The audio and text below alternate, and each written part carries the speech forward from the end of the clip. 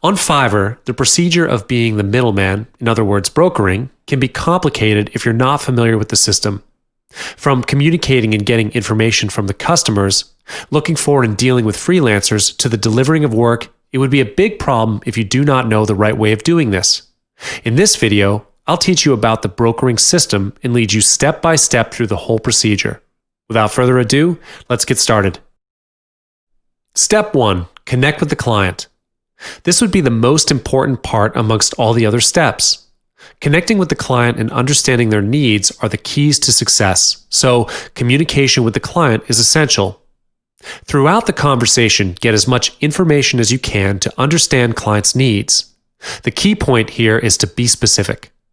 Quality work can only be delivered when you can achieve what your clients want. If needed, collect the necessary files to be sent to the freelancers. Once you have obtained the information from your client, list them down and state the prices for each gig. Send them the custom offer according to their requirements. However, remember that they might not take up the offer if the price is too expensive. But once they've accepted the offer and made the payment, you can then proceed to the next step. Step 2 is to look for the freelancer.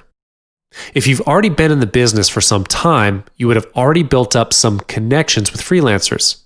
Send the request from the client to freelancer. Take note before sending the request to rearrange the details of the gig. If there are special requirements from the client, list them as special remarks. Always remember to be specific on the request of the client when you convey the message to your freelancer. When both of you have made a mutual agreement on the work, set a timeline due. Set the date at least 30 days before the actual delivery date to your client. This is to ensure that there is still a period of time for you to make changes to refine the work. For example, if you are requested to deliver the job within a week, give your freelancer 4 to 5 days to complete the job. After dealing with the freelancers, you can now spare some time to connect with other clients or other jobs. However, note that you will have to keep track of the work progress. According to how you've dealt with your client, the date of delivery is already set. You can't afford to deliver it later than the date because this would definitely leave a bad impression on your clients.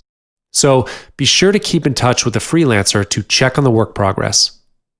You must also be wise in choosing the right timing. Knowing the progress of the work is important, but you must also know when to look for the freelancer.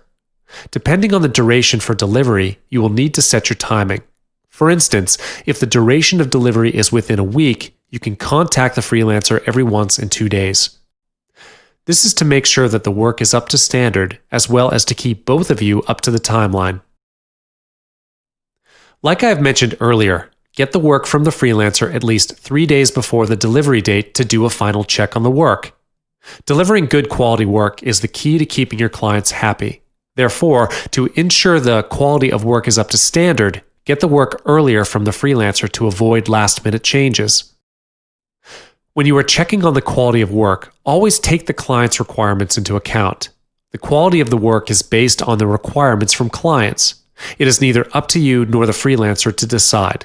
Thus, check the work based on the information provided by your client. If needed, request for final revision of the work. Lastly, deliver the work to your client.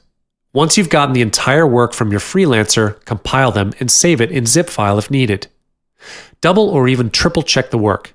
A small tip here: create a checklist. For example, if you are requested to create a logo and have to save it in different formats, list them down on a paper. Check on the files and make sure you have all the formats in the folder. A checklist will ease your work on this. Finally, deliver it to your client.